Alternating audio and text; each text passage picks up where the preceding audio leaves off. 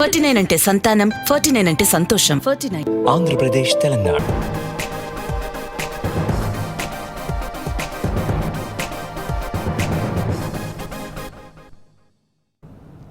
Good morning Telangana. Welcome to T news. నేను మమత. ముందుగా బులెటిన్లో హెడ్లైన్స్. హైదరాబాద్ ఐటీసీలో ఐకానిక్ టీ హబ్ భవనం ఇవాళ ప్రారంభించనున్న ముఖ్యమంత్రి కేసీఆర్. టీ హబ్ 2 ప్రారంభోత్సవం రోజే 32 ప్రత్యేక కార్యక్రమాలు. ప్రపంచ స్థాయి ఐటీ స్టార్టప్ నిపుణులతో ఇంటరాక్షన్. ఇవాల్టి నుంచి వానాకాలం పంట పెట్టుబడి సాయం పంపిణీ. మరి కాసేపట్లో 20 లక్షల మంది రైతుల ఖాతాల్లో నిధుల జమ. దేశంలో మోదీ నిరంకుశ రాజ్యాంగం నడుపుతున్నారు. తెలంగాణ నుంచే తిరుగుబాటు మొదలవుతుందన్న మంత్రి కేటీఆర్. 100% ODF ప్లస్ సాధించిన తొలి రాష్ట్రం తెలంగాణ. ప్రత్యేకంగా అభినందించిన కేంద్ర పంచాయతీరాజ్ శాఖ.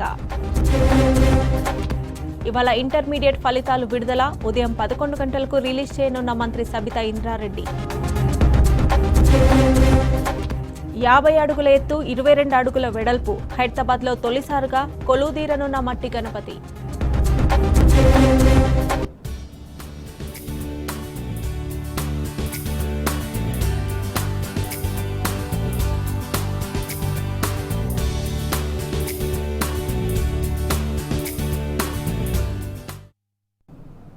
దేశంలోనే ప్రతిష్టాత్మకమైన స్టార్టప్ ఇంక్యుబేటర్ టీ హబ్ 2 ప్రారంభోత్సవానికి సర్వం సిద్ధమైంది. ఇవాళ సీఎం కేసీఆర్ దీన్ని ప్రారంభించనున్నారు.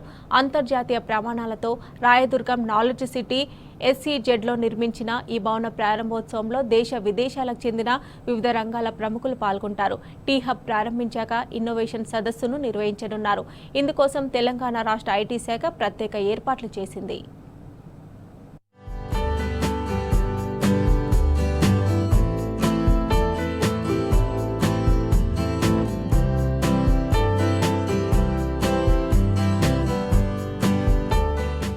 స్టార్టప్ హబ్గా అవతరించిన హైదరాబాద్ నగరం మరో అరుదైన ఘనతను సొంతం చేసుకోనుంది.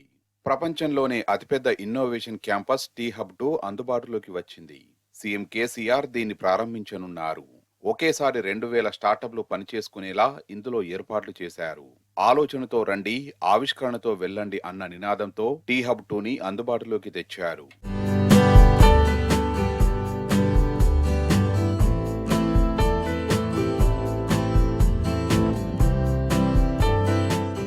టీ హబ్ స్టార్టప్లకు కేర్ ఆఫ్ అడ్రస్. తెలంగాణలోనే కాదు, దేశ విదేశాల్లోనూ టీ హబ్ విశేష గుర్తింపు పొందింది. స్టార్టప్ ఇంక్యుబేటర్ గా మంచి పేరు సంపాదించుకుంది. టీ హబ్ స్ఫూర్తితో స్టార్టప్లను మరింత ప్రోత్సహించేందుకు తెలంగాణ ప్రభుత్వం టీ హబ్ 2 నిర్మాణాన్ని చేపట్టింది. 2017లో టీ హబ్ 2వ దశ పనులను ప్రారంభించారు. మాదాపూర్ రాయదుర్గంలోని నాలెడ్జ్ సిటీలో 3.5 లక్షల చదరపు అడుగుల విస్తీర్ణంలో టీ హబ్ 2ను నిర్మించారు. ప్రపంచంలోనే అతిపెద్ద ఇన్నోవేషన్ క్యాంపస్ ఇది. 3 ఎకరాల విస్తీర్ణంలో ఇన్నోవేషన్ క్యాంపస్ ఏర్పాటు చేశారు. దాదాపు 2000 స్టార్టప్లు పనిచేసుకునేలా ఇందులో ఈకోసిస్టమ్ను కల్పించారు. అందుకు అవసరమైన మౌలిక వసతులను, పరిపాలనా వ్యవస్థను ఏర్పాటు చేస్తున్నారు. ఆలోచనతో రండి, ఆవిష్కరణతో వెళ్ళండి అన్న నినాదంతో టీ హబ్ 2కి రూపకల్పన చేశారు. వరల్డ్స్ లార్జెస్ట్ ఇన్నోవేషన్ క్యాంపస్ అండి ఇది, అండ్ ఇండియాస్ లార్జెస్ట్ ఇంక్యుబేటర్ ఇది. మా T Hub phase 1 70,000 square feet ఉండేది. ఇది 582,000 స్క్వేర్ ఫీట్ అండి. అండ్ ప్లస్ చాలామంది చాలా డిఫరెంట్గా చేస్తున్నాము ఈసారి. ఇక్కడ స్టార్టప్స్ ఉంటారు, కార్పొరేట్స్ ఉంటారు, వెంచర్ క్యాపిటలిస్ట్ ఉంటారు, బ్యాంక్స్ ఉంటారు, ఇండస్ట్రీ అసోసియేషన్స్ ఉంటారు, వాళ్ళందరూ ఉంటారు. సో బేసిక్లీ ఈకో సిస్టమ్ అందరూ, ఆల్ కాన్స్టిట్యూయెంట్స్ ఈ బిల్డింగ్లో ఉంటారండి. సో దాంతో first of all approximately about 800 startups ఉంటారండి ఈ బిల్డింగ్లో. టీ హబ్ ఫేజ్ 1లో 200 ఉండేవాళ్ళు. So first of all magnitude, scale వేరే డిఫరెంట్ లెవెల్ అండి ఇక్కడ. రాష్ట్ర ఆవిర్భావం తర్వాత 2015లో గచ్చిబౌలి IIIT క్యాంపస్లో టీ హబ్ ఫేజ్ 1ను ఏర్పాటు చేశారు. గత 8 ఏళ్లలో వేలాదిగా స్టార్టప్లు టీ హబ్లో పురుడు పోసుకున్నాయి. ఎన్నో సరికొత్త ఆవిష్కరణలను ఈ ప్రపంచానికి అందించాయి. ఇక టీ హబ్ 2లో కూడా ఒకేసారి 2000 పైచిలుకు స్టార్టప్లు కార్యకలాపాలను నిర్వహించుకునేందుకు వీలుగా అన్ని రకాల మౌలిక వసతులు కల్పించారు. ప్రపంచంలోనే అతిపెద్ద ఇన్నోవేషన్ క్యాంపస్ ప్రారంభోత్సవం కోసం స్టార్టప్ కంపెనీలు ఆసక్తిగా ఎదురు చూస్తున్నాయి. టీ హబ్ కార్యకలాపాలను హైదరాబాద్ నగరానికి పరిమితం చేయకుండా రాష్ట్రంలో మరో 5 చోట్ల రీజనల్ సెంటర్లను ఏర్పాటు చేస్తామని జయేష్ రంజన్ తెలిపారు. టీ హబ్ ప్రారంభోత్సవానికి మన భారతదేశంలో ఉన్నటువంటి ప్రముఖమైన యూనికార్న్స్ని ఆహ్వానిస్తున్నాము. యూనికార్న్ అంటే వాళ్ళు స్వయంగా స్టార్టప్ పెట్టారు అండ్ వాళ్ళ స్టార్టప్ విలువ ఈరోజు $1 బిలియన్ దాటింది. అంటే 6,000 కోట్ల రూపాయల కంటే ఎక్కువ విలువ కలిగిన వాళ్ళు కంపెనీస్ని స్థాపించి ఉన్నారు. సో ఇట్లాంటి యూనికార్న్లు మన భారతదేశంలో ఒక 102 ఉన్నాయి. సో దాంట్లో సుమారు ఒక 25 మంది యూనికార్న్ ప్రముఖులు ఇక్కడికి వస్తున్నారు. తర్వాత వాళ్ళకి ఫండింగ్ ఇచ్చే సంస్థల్ని వీసీ ఫండ్స్ అంటారు, venture capital funds. So VC ప్రముఖులు కూడా సుమారు ఒక 30 మంది వరకు వస్తున్నారు. సో 55 మంది ఇట్లాంటి యూనికార్న్ ఫౌండర్సు, వీసీ ప్రతినిధులు ఉంటారు. చాలా ఘనంగా జరుగుతుంది. సో ముఖ్యంగా అంతమంది ప్రముఖులు రావడంతో స్థానికంగా ఉన్నటువంటి స్టార్టప్స్కి కూడా ఉపయోగం కలగాలి. ఆ దృష్టితో ఉదయం 10 గంటల నుంచి సాయంత్రం 5 గంటల వరకు రకరకాలుగా క్లాసెస్, టాక్స్, ప్యానెల్ డిస్కషన్స్. అంటే ఒక యూనికార్న్ చాలా ఈరోజు విజయవంతంగా నడుపుతూ ఉంటే ఆ విజయాన్ని వెనక ముఖ్యమైన కారణాలు ఏమున్నాయో, కొత్తగా స్టార్టప్ పెట్టే వాళ్ళ నుంచి ఏమీ నేర్చుకోవడానికి అవకాశం ఉంటుందో, ఇట్లాంటి దృష్టితో వాళ్ళ రావడంతో లోకల్ వాళ్ళకి కూడా ఉపయోగం కలగాలి. ఆ దృష్టితో దినమంతా కనీసం ఒక 35 రకమైన ఈ panel sessions, speeches, master class, fireside chats ఇవన్నీ ఏర్పాటు చేయడం జరిగింది. ప్రపంచంలోనే రెండో అతిపెద్ద స్టార్టప్ ఇంక్యుబేషన్ సెంటర్ ప్రారంభానికి అన్ని ఏర్పాట్లు పూర్తయ్యాయి. తెలంగాణ ప్రభుత్వం ఎంతో ప్రతిష్టాత్మకంగా నిర్మించిన టీ హబ్ ను సీఎం కేసీఆర్ ఇవాళ సాయంత్రం 5 గంటలకు ప్రారంభించనున్నారు. టీ హబ్ భవన నిర్మాణాన్ని, అక్కడి మౌలిక వసతులను సీఎం ప్రత్యేకంగా పరిశీలించనున్నారు. అనంతరం పరిమిత సంఖ్యలో హాజరయ్యే అతిథులను ఉద్దేశించి కేసీఆర్ ప్రసంగించనున్నారు. ఇందుకోసం ఐటీ కారిడార్లో ప్రత్యేకంగా ఏర్పాట్లు చేశారు. టీ హబ్ ప్రారంభోత్సవాన్ని ప్రభుత్వ కార్యక్రమంగా కాకుండా స్టార్టప్ రంగానికి సంబంధించిన వందలాది నిపుణులతో ప్రత్యేకంగా కార్యక్రమాలను నిర్వహించనున్నారు. ఒక్కరోజే 32 వేర్వేరు కార్యక్రమాలను వివిధ అంశాలపై నిర్వహించేలా టీ హబ్ నిర్వాహకులు ఏర్పాట్లు చేశారు. మొత్తం 32 అంశాలపై ఐటీ రంగం, స్టార్టప్ రంగానికి చెందిన నిపుణులతో కార్యక్రమాలు నిర్వహించనున్నారు. ఉదయం 8:30 మొదలై మధ్యాహ్నం 3 గంటల వరకు ప్రత్యేక కార్యక్రమాలు ఉంటాయి. ప్రారంభ కార్యక్రమంలో సినీ హీరో రానా దగ్గుబాటి కీలకోపన్యాసం చేయనున్నారు.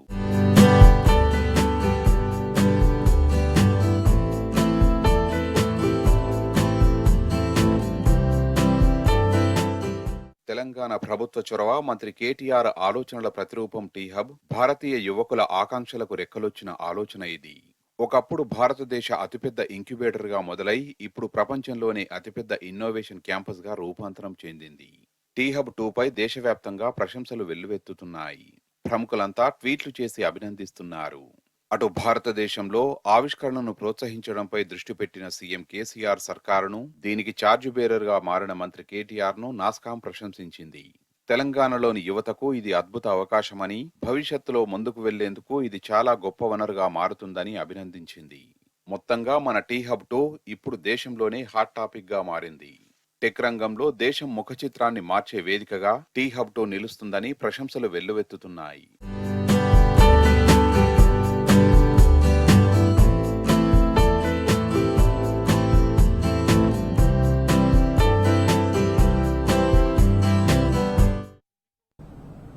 సీఎం కేసీఆర్ సార్కు రైతుల ప్రయోజనాలే మొదటి ప్రాధాన్యం.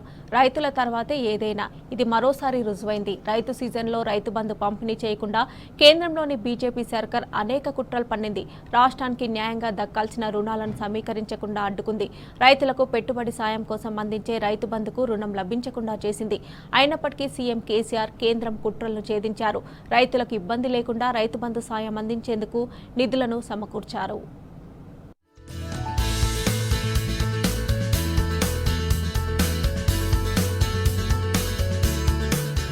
రాష్ట్రంలోని రైతుల ఫోన్లకు ఇవాళ నుంచి టింగ్ టింగ్ అంటూ మెసేజ్లు రానున్నాయి.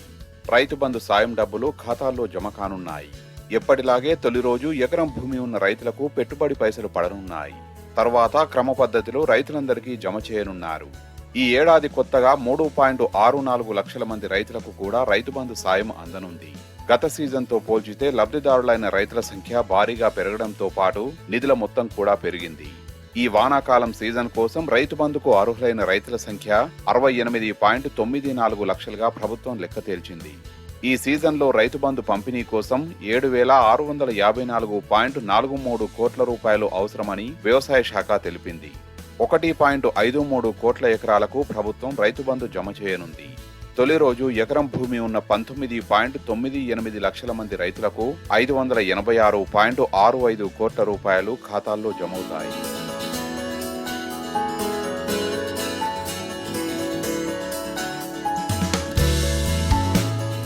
గత సీజన్తో పోల్చితే ఈసారి 3.64 లక్షల మందికి పైగా కొత్తగా రైతు బంధు అందనుంది. సుమారు 1.5 లక్షల ఎకరాల భూమి కొత్తగా జాబితాలో చేరింది. భూముల క్రయ విక్రయాలు, బదలాయింపు, కోర్టు కేసుల పరిష్కారాలు, వివాదంలోని పార్ట్ బి జాబితాలోని భూ సమస్యల పరిష్కారం వంటి కారణాలతో రైతుల సంఖ్యతో పాటు భూమి కూడా పెరిగింది. గత యాసంగిలో సుమారు 63 లక్షల మంది రైతులకు చెందిన 1.48 కోట్ల ఎకరాలకు 7,411.52 కోట్లు అందింది. ఇందులో 1.71 లక్షల మంది రైతుల బ్యాంకు ఖాతా వివరాలు అందుబాటులో లేవు. మరో 1.70 లక్షల మంది రైతులు రైతు బంధు నిధులను ప్రభుత్వానికి తిరిగి ఇచ్చేశారు. 98 లక్షల ఎకరాల ROFR భూములకు కూడా రైతు బంధు సాయం అందనుంది.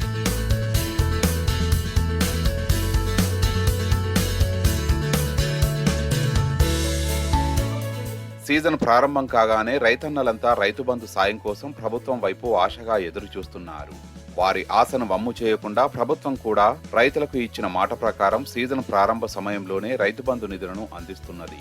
ఇవాల్టి నుంచి రైతు బంధు పైసలు జమవుతుండటంతో రైతుల్లో సంతోషం కనిపిస్తున్నది. పెట్టుబడి భారం తీరిందనే భరోసా వారిలో కనిపిస్తున్నది. గత సీజన్ వరకు రికార్డు స్థాయిలో రైతు బంధు కింద 50,448 కోట్ల రూపాయలను ప్రభుత్వం రైతుల ఖాతాల్లో నేరుగా జమ చేసింది. ఈ సీజన్లో పంపిణీ చేయబోయే 7,654 కోట్ల రూపాయలతో కలిపితే ఇప్పటి వరకు అందించిన సాయం 58,102 కోట్ల రూపాయలకు చేరనుంది.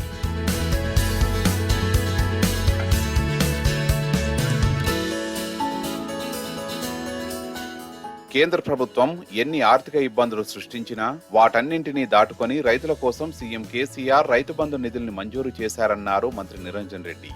రైతులపై సీఎం కేసీఆర్ కు గల ప్రేమకు ఇది నిదర్శనం. రైతు బంధు వార్తతో రైతుల్లో సంతోషం నెలకొంది.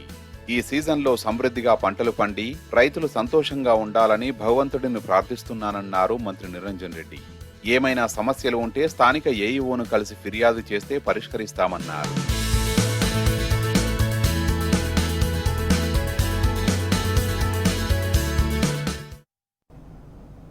భారత మాజీ ప్రధాని పివి నరసింహారావు వినూత్న విధానాలను అనుసరించి దేశ సంపదను గణనీయంగా పెంచారని కొనియాడారు సీఎం కేసీఆర్.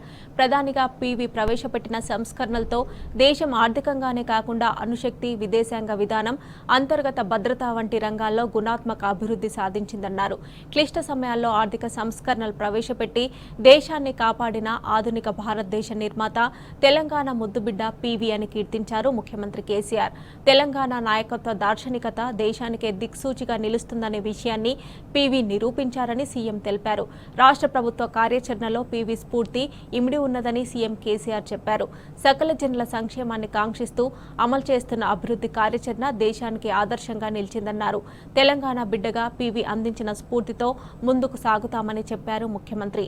భారత మాజీ ప్రధాని పివి నరసింహారావు జయంతి సందర్భంగా సీఎం కేసీఆర్ ఆయన్ను స్మరించుకున్నారు. పివికి నివాళులర్పించారు. ఇంటర్ పరీక్ష ఫలితాలు ఇవాళ విడుదల కానున్నాయి. ఉదయం 11 గంటలకు మంత్రి సబితా ఇంద్రారెడ్డి ఫలితాలను విడుదల చేయనున్నారు. ఒకేసారి ఇంటర్ ప్రథమ, ద్వితీయ సంవత్సరం ఫలితాలను విడుదల చేయనున్నట్లు ఇంటర్మీడియట్ బోర్డు ప్రకటించింది. ఈ ఏడాది ఇంటర్ ఫస్ట్ ఇయర్, సెకండ్ ఇయర్తో కలిపి మొత్తం 9,07,393 మంది విద్యార్థులు పరీక్షలకు హాజరయ్యారు.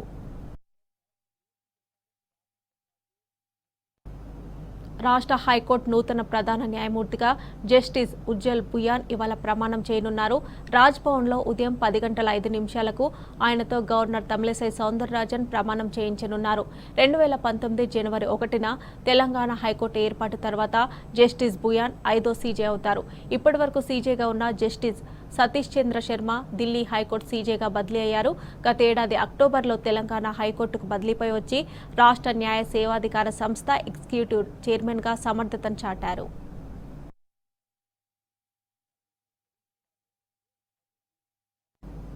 సీఎం కేసీఆర్ సార్ నాయకత్వంలో రాష్ట్రం అన్ని విధాలుగా అభివృద్ధి చెందుతోంది. రైతుల కోసం ముఖ్యమంత్రి ఊపిరున్నంత వరకు పోరాడుతున్నారు. దక్షిణ మధ్య railway zone Hyderabad divisional railway పరిధిలో ఉన్న గజ్వేల్ రైల్వే స్టేషన్లో తొలి రైలు ప్రారంభమైంది. కాకినాడ నుంచి గజ్వేల్ స్టేషన్కు చేరుకున్న మొదటి గూడ్స్ రైలు రేక్ ద్వారా ఎరువులను అన్లోడ్ చేశారు. ఈ రేక్ పాయింట్ను మంత్రులు నిరంజన్ రెడ్డి, హరీష్ రావు ప్రారంభించారు. కాకినాడ నుంచి 24 బోగీలతో 1300 టన్నుల ఎరువులతో goods rail Gajwel rake point కు చేరుకుంది. కొత్తపల్లి మనోహరాబాద్ రైల్వే లైన్ కోసం సీఎం కేసీఆర్ ప్రత్యేక చొరవ తీసుకున్నారని మంత్రి హరీష్ రావు చెప్పారు. సీఎం కేసీఆర్ కేంద్ర కార్మిక శాఖ మంత్రిగా ఉన్నప్పుడే ఈ రైల్వే లైన్ మంజూరు చేశారని గుర్తు చేశారు. తెలంగాణ ఏర్పాటు తర్వాత సీఎం కేసీఆర్ ఆధ్వర్యంలో రైల్వే మార్గం నిర్మాణం చేస్తున్నట్లు తెలిపారు. రైల్వే లైన్ కు అయ్యే ఖర్చులో 3వ వంతు ఖర్చును రాష్ట్ర ప్రభుత్వమే భరించేలా సీఎం కేసీఆర్ ప్రత్యేక చొరవ తీసుకున్నారని వెల్లడించారు మంత్రి హరీష్ రావు. ఇప్పటికే 650 కోట్ల రూపాయలను రాష్ట్ర సర్కారు చెల్లించిందని వివరించారు. రైల్వే లైన్ పై కేంద్ర ప్రభుత్వమే అంతా చేసిందని చౌకబారు ప్రచారాలు చేస్తున్న బీజేపీ నాయకులు ఇప్పుడేం సమాధానం చెప్తారని నిలదీశారు.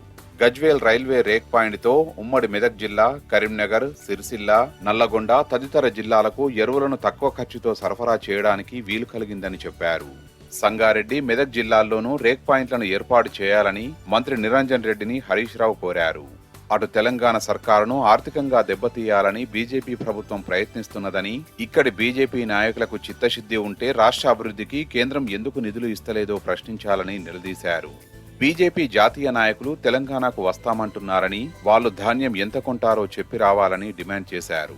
ఈ రైల్వే లైన్ ఈ రైలు ఇక్కడికి వచ్చిందంటే రాష్ట్రం ఖర్చు పెట్టింది ఎక్కువ, కేంద్రం పెట్టింది తక్కువ. రైల్వే లైన్ వాళ్ళు వేయాలి కదా అని మీరు అనుకుంటారు. వాస్తవానికి కేంద్ర ప్రభుత్వం ముందుకు రాలే. ఆ రోజుల్లో యూపీఏ కేంద్ర మంత్రిగా మన ముఖ్యమంత్రి గారు కేంద్ర కార్మిక శాఖ మంత్రిగా ఉన్నప్పుడు ఇది వయబుల్ యూనిట్ కాదు, ఇక్కడ డబ్బులు రావు అని ఆనాటి కేంద్ర ప్రభుత్వం ఒప్పుకోకపోతే భూమి మేము రాష్ట్ర ప్రభుత్వమే ఇస్తాము, రైలుకు పట్టాలు వేయడానికి రైల్వే లైన్ వేయడానికి ఖర్చులో 3వ వంతు రాష్ట్ర ప్రభుత్వమే భరిస్తామని చెప్పి ఆ రోజు మన ముఖ్యమంత్రి గారు శాంక్షన్ చేయించారు. చేయిస్తే అప్పుడు ఉన్నటువంటి రాష్ట్రంలో ఉండే కాంగ్రెస్ ప్రభుత్వం, రాజశేఖర రెడ్డి గారు కానీ, రోషయ్య గారు కానీ, కిరణ్ కుమార్ రెడ్డి గారు కానీ, వాళ్ళకి తెలంగాణ అంటే చిన్న చూపు, తెలంగాణ అంటే పట్టిలేనితనం. ఆ రోజుల్లో వాళ్ళు ఎవరు పట్టించుకోలే. అయ్యా రైల్వే శాఖకు కట్టండి డబ్బులు, భూసేకరణ చేయండి అంటే ఒక్క అంగుళం కూడా ముందుకు కదలలే. మన అదృష్టం, మనందరి పోరాట ఫలితం ఉద్యమ నాయకుడు కేసీఆరే ముఖ్యమంత్రి అయింది కనుక ఇవాళ చక పరుగులెత్తినాయి. తెలంగాణలో సీఎం కేసీఆర్ చేపడుతున్న సంక్షేమ, అభివృద్ధి పథకాలు 100 ఏళ్లు ప్రజలకు మేలు చేసేలా ఉన్నాయన్నారు వ్యవసాయ శాఖ మంత్రి నిరంజన్ రెడ్డి. రాబోయే 100 సంవత్సరాల వరకు ప్రజల అవసరాలు తీర్చేలా రాష్ట్రంలో ప్రాజెక్టులు, పనులు జరుగుతున్నాయని తెలిపారు. ఇతర రాష్ట్రాల్లో 40 లక్షల టన్నుల ధాన్యం పండిస్తుంటే మన వద్ద 40 లక్షల టన్నుల ఎరువులు సాగు కోసమే వినియోగించడం గొప్ప విషయమన్నారు. ప్రతిపక్షాలవి అధికార దాహం తప్ప రాష్ట్ర అభివృద్ధిపై సోయలేదని విమర్శించారు. మనోహరాబాద్ గజ్వేల్ సెక్షన్లో మొదటి రైలు ప్రారంభం కావడమే కాకుండా మొదటి సరుకు రవాణా అవుతున్న రైలు ఇదేనని దక్షిణ మధ్య రైల్వే తెలిపింది. గజ్వేల్ రైల్వే స్టేషన్ తెలంగాణ స్టేషన్లలోనే ముఖ్యమైనదని చెప్పారు దక్షిణ మధ్య railway zone CPRO Rakesh. Karimnagar వైపు రైల్వే లైన్ మొత్తం పూర్తయితే మెదక్, సిద్దిపేట జిల్లాల వాసుల చిరకాల వాంఛ నెరవేరుతుందని చెప్పారు. గజ్వేల్ రైల్వే స్టేషన్లో రేక్ పాయింట్ వద్ద సంచులు మోస్తున్న హమాలీలను మంత్రి హరీష్ రావు పలకరించారు. మీరు ఎక్కడి నుంచి వచ్చారు, నెలకు ఎంతవరకు సంపాదిస్తున్నారని ఆరా తీశారు. తామంతా బీహార్ నుంచి వచ్చామని, నెలకు 30,000 నుంచి 40,000 రూపాయల వరకు సంపాదిస్తున్నామని, 20,000 నుంచి 30,000 ఇంటికి పంపిస్తున్నామని వారు సమాధానమిచ్చారు. బీహార్లో పని దొరకడం లేదని, ఇక్కడ చేతినిండా పని ఉన్నదని సంతోషం వ్యక్తం చేశారు. ఏమైనా సమస్య ఉన్నదా అని మంత్రి అడగ్గా అంతా బాగుంది సార్ అని హమాలీలు సమాధానమిచ్చారు.